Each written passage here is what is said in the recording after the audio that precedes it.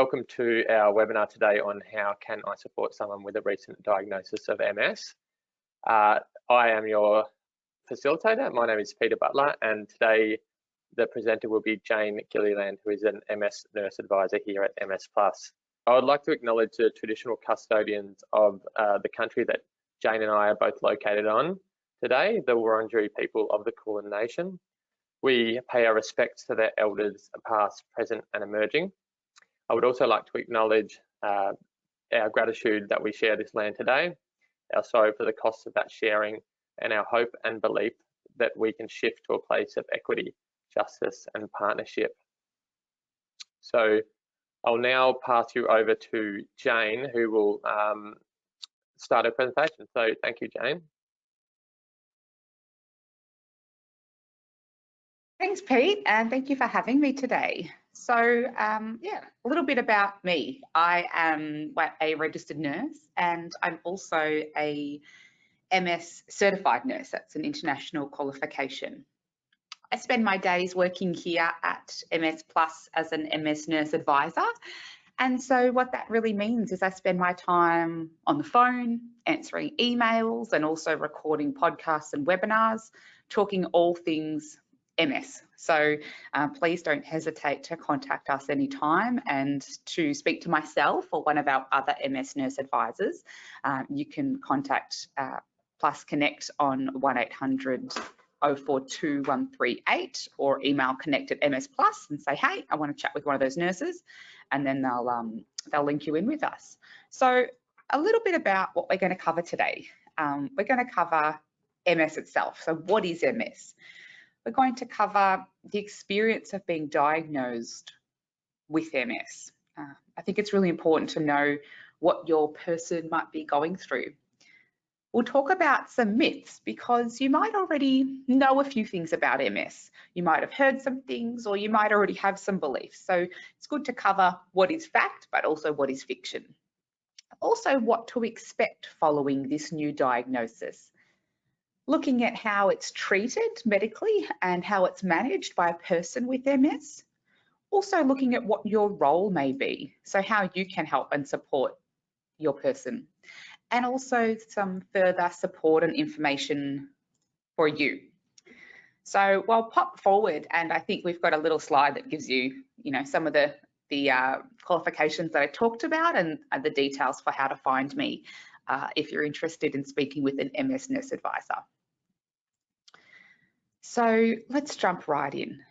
About MS. So MS, or multiple sclerosis, it's a condition which causes damage to the nerves, and really the nerves in your brain and your spinal cord. So we call that part the central nervous system, whereas all the nerves outside of that, say in your arms and your legs and other parts of your body, that's the peripheral nervous system. So the sclerosis means scarring or scars, and that refers to the damage that is caused to the nerves by MS. And then the multiple is added because it can happen in more than one place. So multiple scars, multiple sclerosis. It's thought to be autoimmune because it's actually caused by your body attacking itself. The body is attacking healthy cells. And then we refer to it as neurodegenerative because the loss of the myelin can leave the nerves exposed and more vulnerable to long-lasting damage. So the myelin is like a fatty insulation that coats a nerve, and in MS, the immune system attacks that myelin by mistake and causes that damage. And so that damage leads to those little scars that happen in the brain or spine, and that's the trigger, I suppose, or the cause of those symptoms. MS is actually one of the most common diseases of the central nervous system, and currently there's more than 26,000 Australians living with MS. It also causes a variety of symptoms, and I've popped an iceberg there because I think we often know with an iceberg that you can see a little bit above the surface, but there's so much below the surface that you can't see. So when you're thinking about your person or your people that have MS, there's a little bit that you can see about how their MS is impacting them, but there's so much that you won't be able to see. And I suppose also, like icebergs, they're all different. So MS is different for everybody. There are some general ways of categorizing MS. So it can be in the relapsing remitting form of MS, which is the most common, but it can also be secondary progressive or primary progressive. And then even if two people had the same type of MS, it's going to be greatly different. So there's common symptoms that people will experience, but no two cases of MS are the same. Currently, there's no cure. So MS is an incurable disease, but there is treatment for it.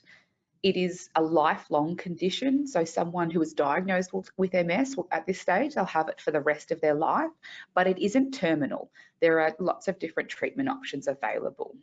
So why did they get MS? Let's have a look at that next slide. Well, really, we don't know. That's the short answer. We know some interesting things, like it's more common in countries further north or south from the equator. We know that potentially there's some genetic factors. So we know it's not inherited, but family members do have a slightly higher risk of developing MS, but it's still not a high risk. And you can see here, I've put a picture of an MRI. So those little white areas that you can see in the MRI, they're lesions. And then also that big squiggly looking thing, that's a nerve cell, it's a neuron. And you can see the orange little bumps across that nerve. That's the myelin, and you can see it's kind of been chipped away. So that's what happens with that demyelination. Something really important to remember, it sounds silly, but it's not contagious, so you can't catch it. And also, it's not their fault. The person didn't cause this. They couldn't have prevented it that we know of. If someone has diagnosed with MS, they didn't do anything wrong to get it.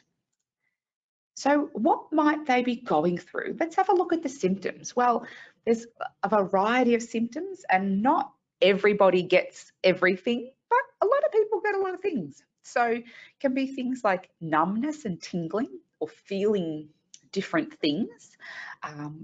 We can also have things like pain and changes to walking and people's muscles, so their arms and their legs and the way that they're able to move around.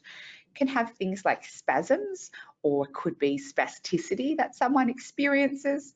Quite commonly, people that are newly diagnosed with MS may have vision problems. That's because MS can impact the optic nerves, which is transferring the information from the eyes to the brain. So that can happen. Fatigue is a really common one, and it's a really important one for you to be aware of, because everybody, so not just those with MS, but everybody gets tired. If I called anyone I know right now and said, hi, how are you? It's nearly 11 o'clock on a Friday morning. Everyone I know is going to say, oh, I'm really tired. So it's really important to know that whilst everybody gets tired or might feel tired most of the time, that is so different to the fatigue that people with MS experience. MS fatigue is likely caused by a few different things, but it kind of builds up quite quickly, and it can also take a while to go away and just be a very, very difficult symptom to live with. It can mean that someone isn't able to do as much as they perhaps were able to do before, and they need to rest a lot more. And it's a really important thing to note that if you have someone as a friend or a colleague or a neighbour, family member, a spouse, to really respect that, because people will say, I'm sorry, I'm just so tired. And it's not appropriate to say, oh, I'll just push on, or we all get tired, or I find if I'm tired, if I push through, I feel fine. It's not the same. So it's really important to notice that. Also, things like bladder and bowel changes, perhaps sexual dysfunction, changes to the way that the brain works. So it could be changes to thinking and memory. So quite a variety of symptoms that people can experience, but not everyone will experience all of them. And there can be day-to-day symptoms, or they can occur kind of in a relapse as well. And we'll go into that a little bit later. So let's have a look at the experience of being diagnosed with MS.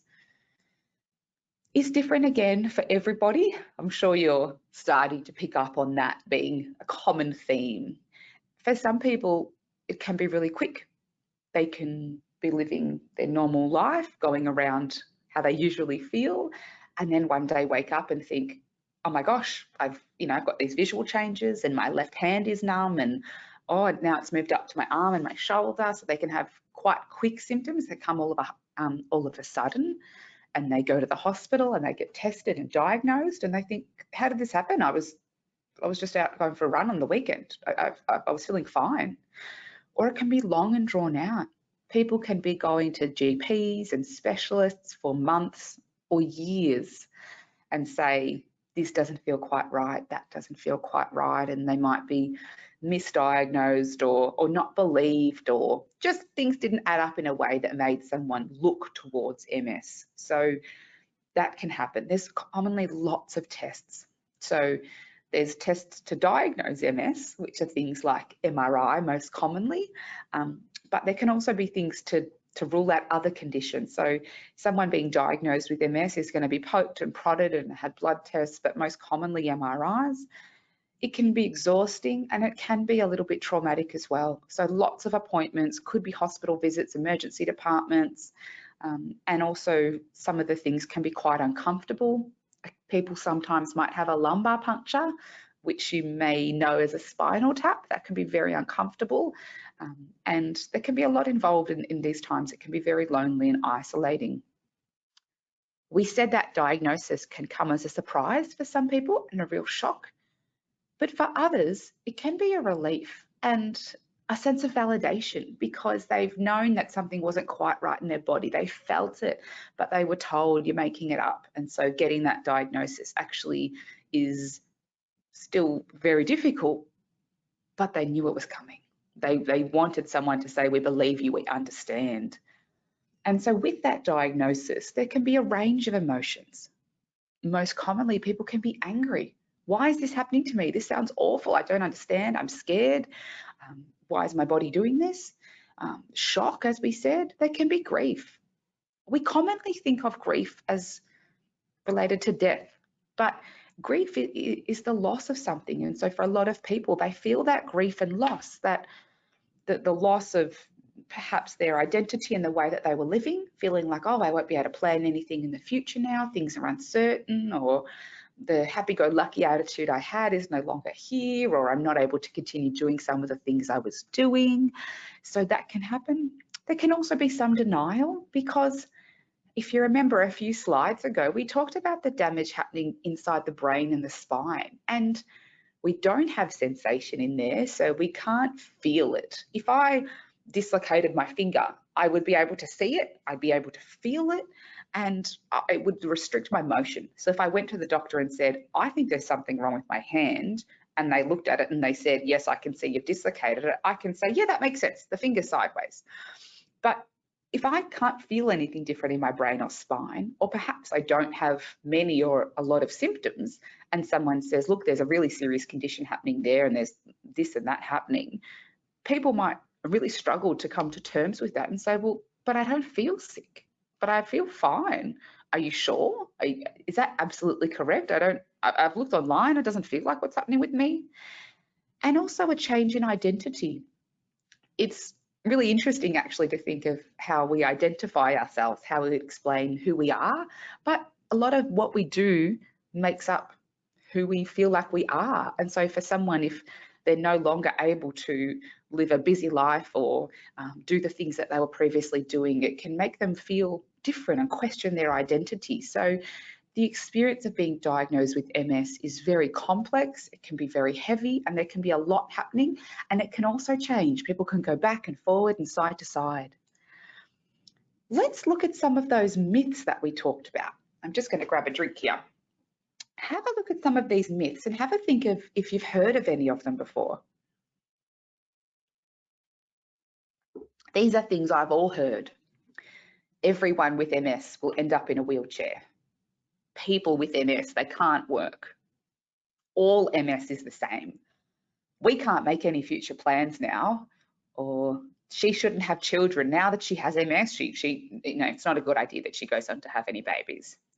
There's one diet that everyone should follow.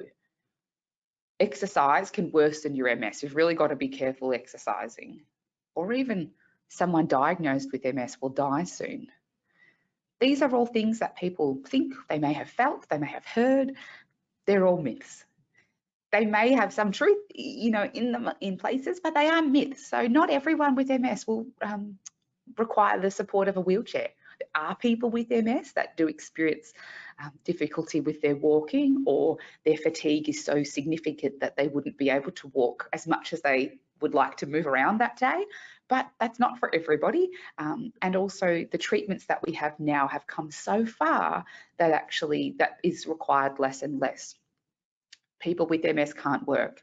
That's not true. There's people with MS that is right outside this room at the moment working here. Lots of people with MS are working in lots of different jobs, whether it be paid employment or unpaid employment, studying, and all kinds of jobs as well. Things that you might not expect, emergency services or entertainment or high levels of government, all kinds of places. All MS is the same. We talked about that. It's really quite different for everybody. There's enough similarities that it's beneficial for people with MS to have peer support groups and talk to other people. So there's shared experiences, but it's not the same. Someone diagnosed with MS will die soon. Not that we know of, and not from MS. So we talked about it not being a terminal condition. And exercise. One of our physios stood over my shoulder yesterday and said, you must put that in there. You must make it clear that exercise, not only does it not worsen MS, but it actually helps MS. It's very important. She shouldn't have children now that she has MS. There's no reason to think that. Women with MS are very able to get pregnant and carry a healthy, happy baby and birth that baby and raise that child as much as anyone else can. There's no information that says that people with MS shouldn't have children, fathers or mothers. We know that there might be a potential increase in what the MS might do after the baby's born. There might be a potential postpartum relapse, but that is very minor compared to the big picture. So absolutely, that is a myth. There's also no hard and fast rules on diet in terms of what everyone should follow. So there are some specific diets out there that market themselves as being the one diet, the go-to solution, but we really don't have the evidence behind that. So the recommendation from MS Research Australia is to follow the Australian dietary guidelines for healthy eating. And that's obviously general. And then because we're all different, not just the MS, eat the foods that are right for you. So get advice from a dietitian if you need to, but what's the right food for you to eat might be slightly different to me. But in regards to the MS, there's nothing really specific there. Also, those future plans, it can feel like you can't be certain about the future, that you can't say, oh, well, I mean, we've got to cancel that trip, or I won't be able to, you know, finish my master's degree now, or we'll have to change this, or of course we'll have to do that. Not necessarily. It can be difficult sometimes, and MS can throw a spanner in the works, but really you can plan for the future, and I encourage you to do so.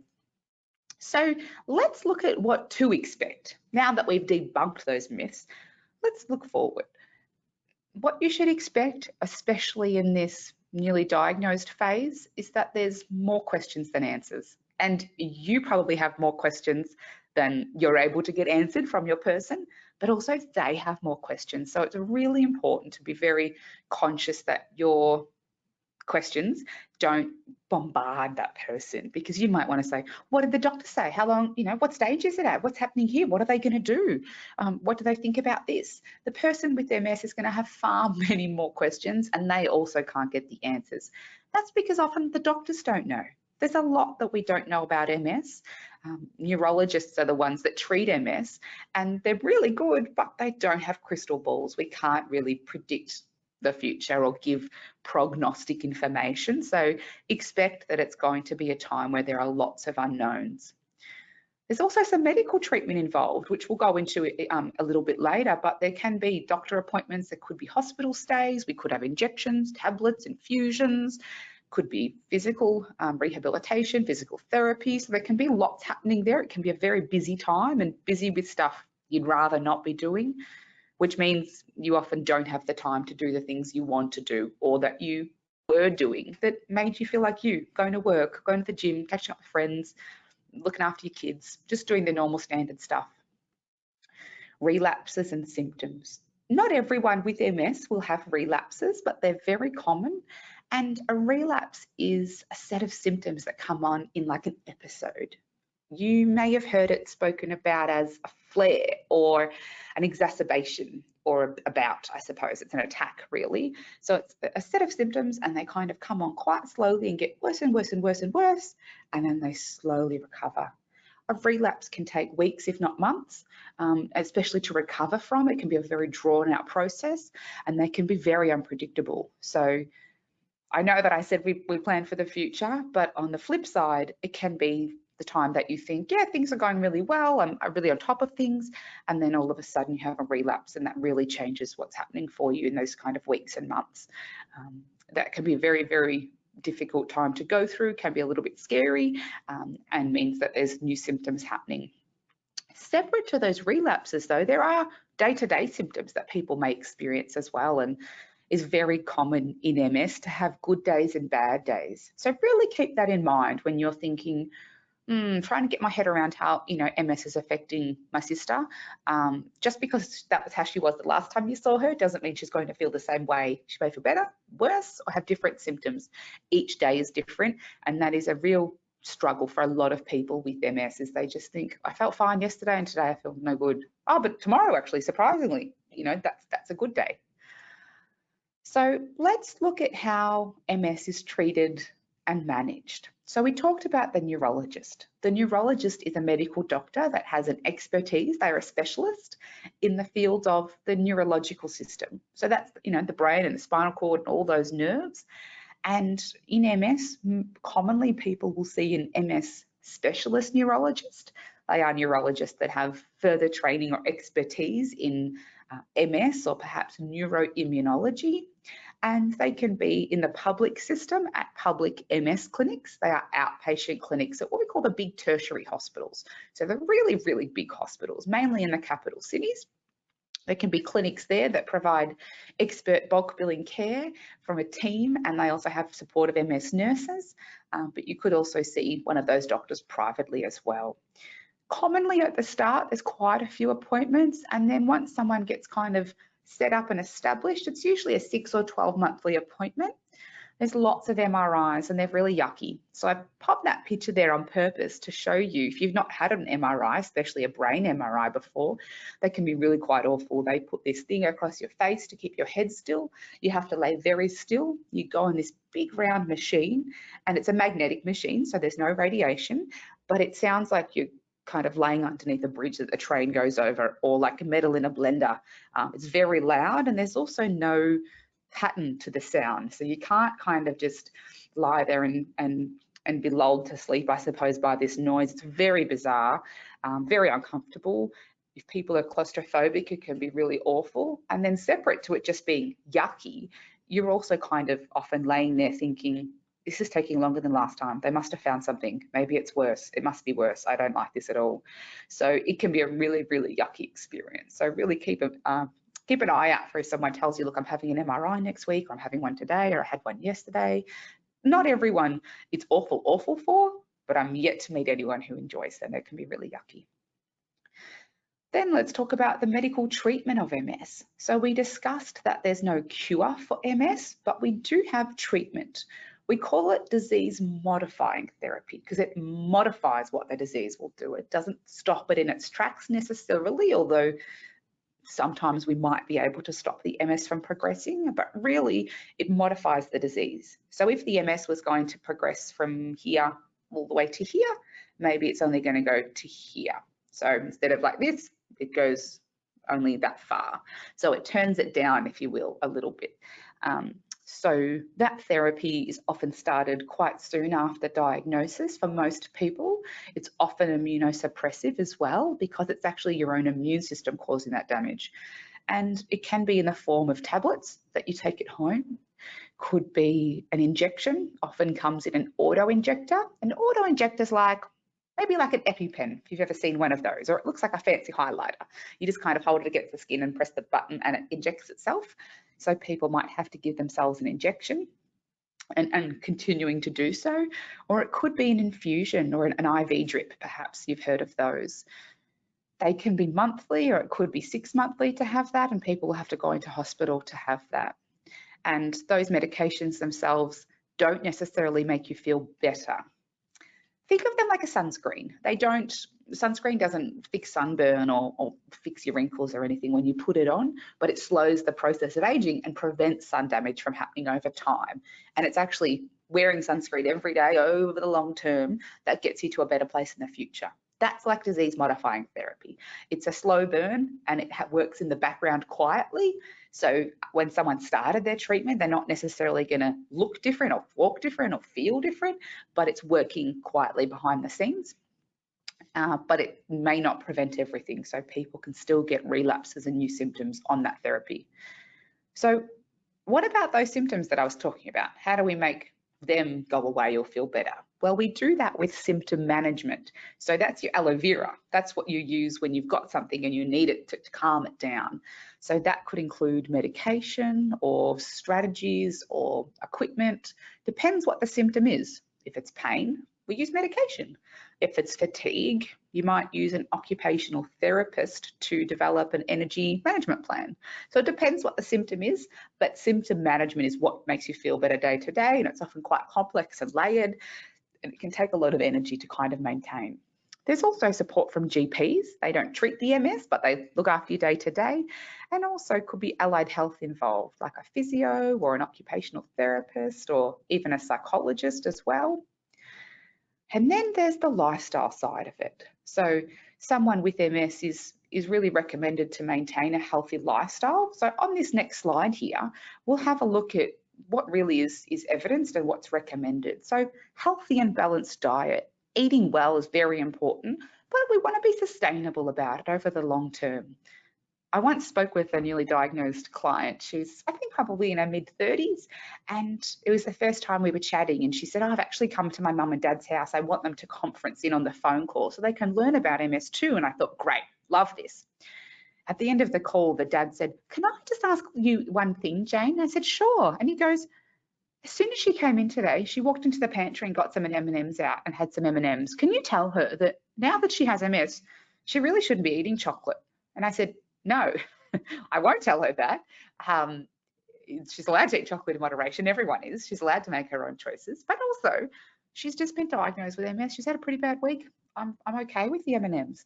So healthy and balanced being the main thing is we really want it to be sustainable and thinking about what you can add into the diet rather than taking out. So if you live with someone with MS, there's no kind of, you get to sit down with a bowl of pasta and they get the rabbit food. We're not doing any of that, but supporting someone to have a healthy, balanced, nutritious diet over the long term is wonderful, but it doesn't mean that you don't invite them out to the pub for a Palmer or that they don't get birthday cake or any of that. So don't make those choices on someone's behalf. That's their choice to make. Balanced exercise regime. As I said, that physio, we have Jen. She's going to be very upset with me if I don't really hammer home the idea that exercise is really good for MS, actually. Very difficult to do if you've got symptoms that make it difficult to walk around, if you're struggling with balance, if you're feeling exhausted. I'm sure you could imagine if you'd worked a night shift, the last thing you want to do is come home, put your sneakers on and do some exercise, but it really does make a difference over the long term. I'm sure you know that smoking is not good for you. That's not news, but in MS, it's actually worse. Smoking when you have MS is linked with worse long-term outcomes. It can actually increase the progression of the MS, and passive smoking is also not at all recommended. Minimizing stress where possible as well over the long term, alcohol in moderation. Sleep is very important, and so is rest. It really is recommended, if people with MS are struggling with fatigue, to have rest breaks throughout the day, and please respect those. It can be really difficult if you're in a domestic partnership with someone and you both carry that domestic burden of keeping up with the dogs, the family, you've got a hamster, you've got kids to go to school, there's lots to do for someone to go, oh, actually I need to take a rest. And you think, well, I'd like to take a rest, but I've got to keep going. It is different. Resting is really important for people with MS, and it is encouraged if they need to take rests. That's really important. It doesn't have to be a full half an hour nap. Could be 2 minutes of just sitting down, no phone, no Netflix, just chilling, gathering themselves and then continuing on, but it's very important. And also mental health support. So let's look at your role here. What can you do? Really important to listen and understand as much as you can about what they're telling you. it is a very difficult thing to go through. I'm sure there's lots that you've learnt already and you're thinking, wow, I wasn't expecting that. Neither was the person with MS, to be honest. I've never spoken to anyone who was like, yeah, no, as soon as they said MS, I knew exactly what was coming. I was all over it. You know, it didn't really shock me. I'm pretty okay with it. It's a lot to go through. It's confusing, it's scary.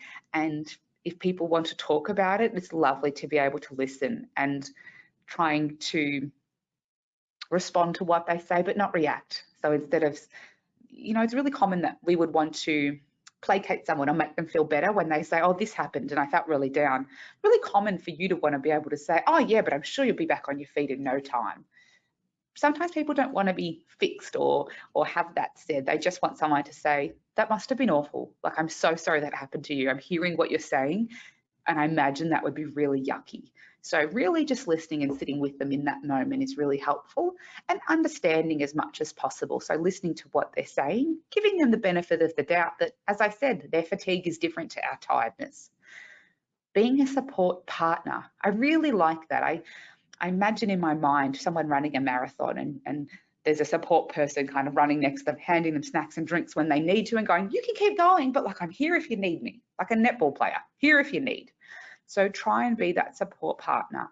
And relationships are different. You might already be someone's support partner. If you're in that domestic relationship, perhaps you're married or in a de facto relationship, that may already be what you're doing. But just knowing that you're there to partner with them, not to push them along, not to drag them along, not to leave them be and good riddance, they can do it by themselves, but being there with them, validating what's happening.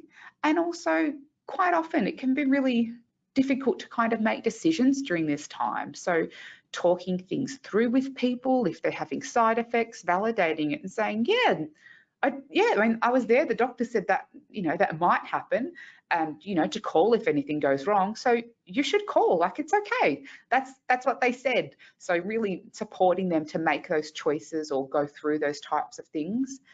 And also be informed, but not in charge. So it's good to have an idea of what's going on. And I already know that you do, because why else would you be here? You've already been listening and I'm sure paying lots of attention.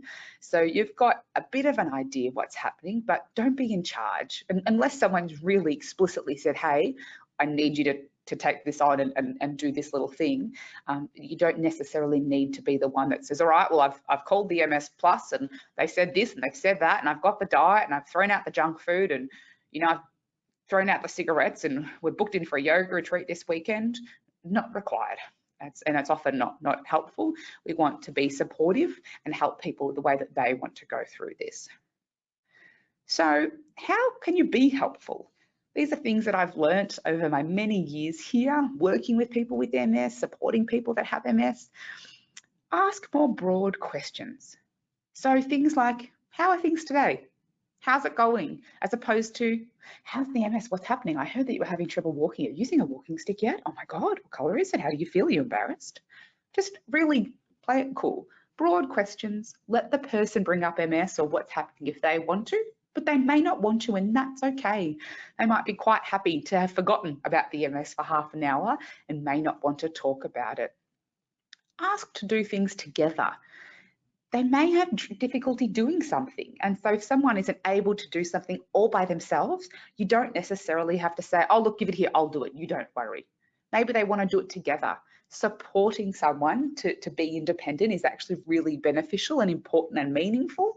So if someone's asked for some help or you can see that they need help, try and support them in a way that they want to be supported, but so that they get as much independence as possible. In saying that, I've also written, take initiative for simple and nice gestures. Now, you've got to be careful here, but when people are going through a hard time, I don't know about you, but I always say, let me know if you need anything. And you don't often get a reply back or someone telling you, because it can be hard. It can be hard when you're going through the hard time to reply and say, oh, well, thanks. Actually, because you've offered, I would like you to do this and this and this and this. The person might feel embarrassed to ask, or just like it's too silly, or they don't want to burden you.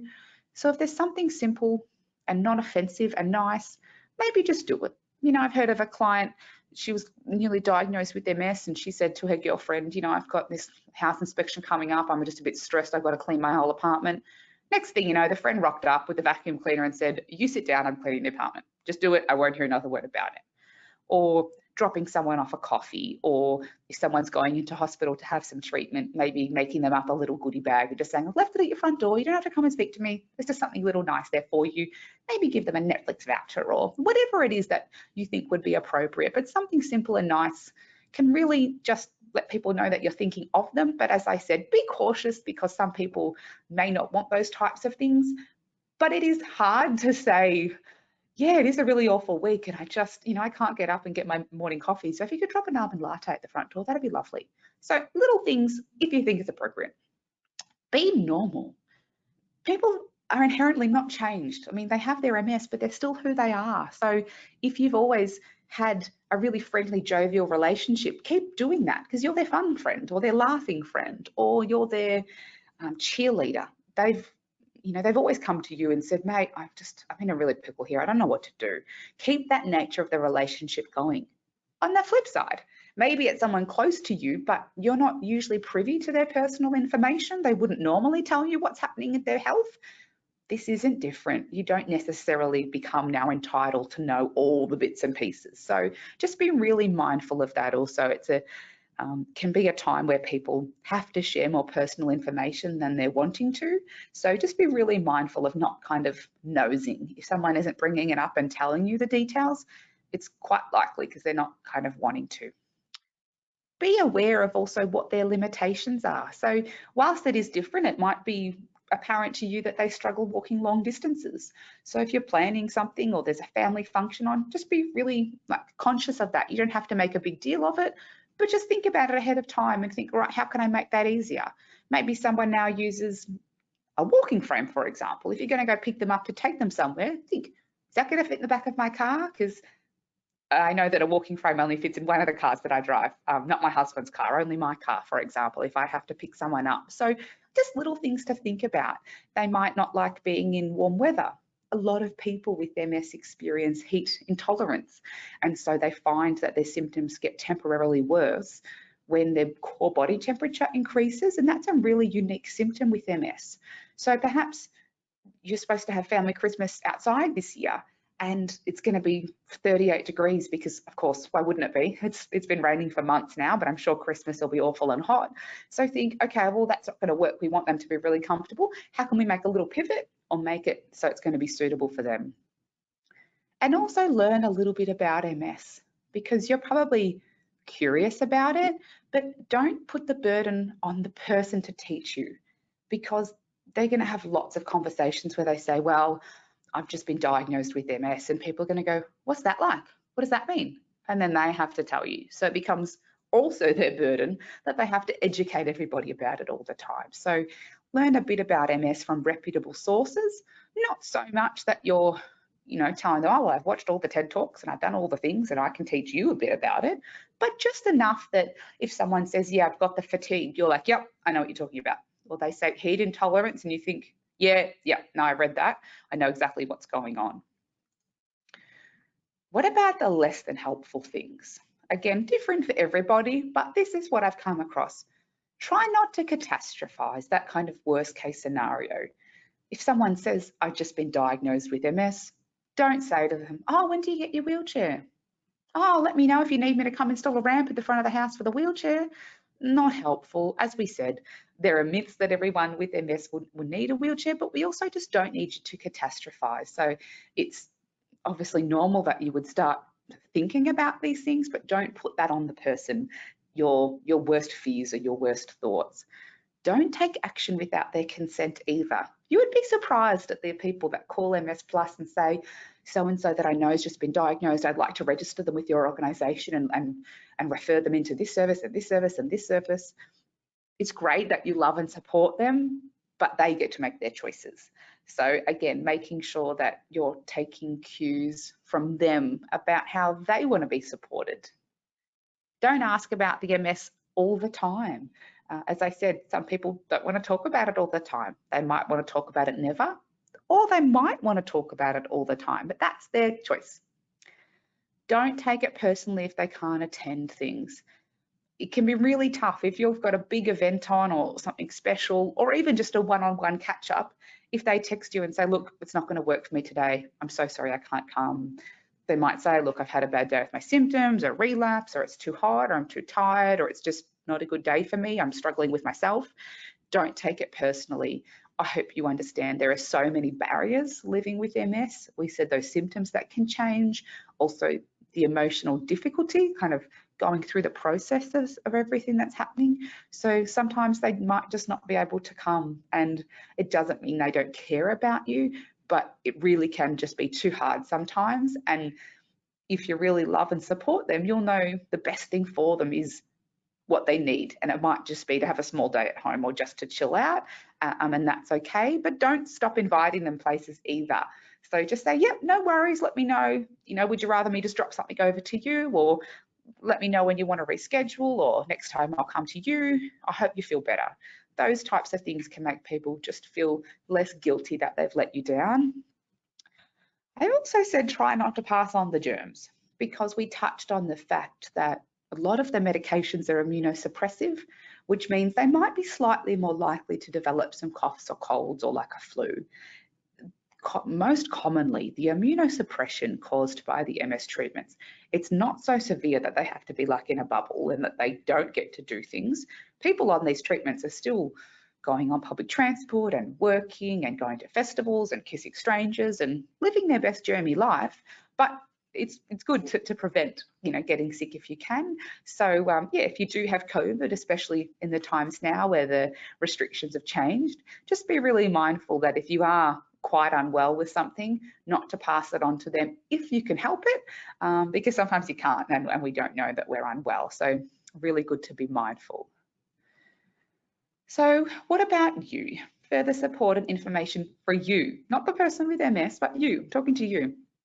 Education. Learning more about MS can really help, because it helps us not catastrophize or get stuck in these myths or these things that aren't true or current. As I've said, MS has changed a lot because we now have really effective medications. So learn about MS from reputable sources. We are one of them. I am one of them, I hope, but there's lots of other places. So you're more than welcome to contact us and say, hey, I learn best by reading or listening or watching. What can I have a look at? What would help me get the hang of this, or this particular struggle, or this particular difficulty, or this symptom? Look after yourself. It's so important that you are okay. You are also allowed to be struggling during this time.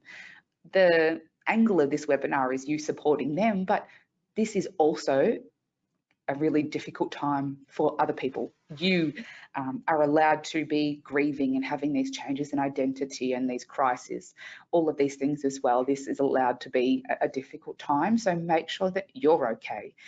Self-care is very important, especially when we're feeling our worst. We don't tend to keep up with those things that make us feel our best.